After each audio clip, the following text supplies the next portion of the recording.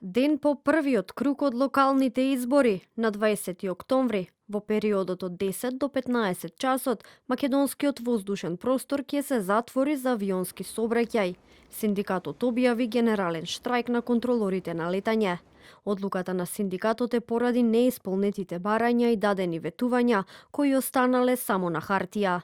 Од синдикатот велат дека системот е нефункционален поради недостиг на кадар.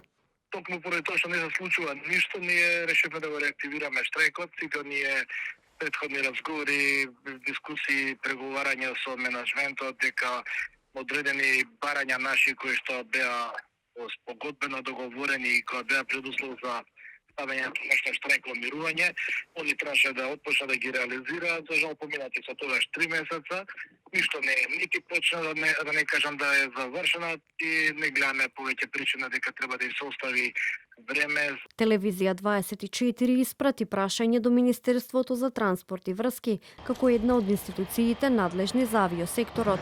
Оттаму добивме одговор дека не биле надлежни, бидејќи МНФ е самостојна институција со сопствен буџет, која има автономија во одлучувањето. МНФ е самостојна институција со сопствен буџет независен од Министерството за транспорт. Ве упатуваме да се обратите до менаџментот на МНФ. Се вели во краткиот одговор од Министерството. Телевизија 24 го контактираше и директорот на МНФ Владимир Ристевски. Побаравме став за најавениот штрајк, но тој до објавување на овој прилог не возврати на нашите повици.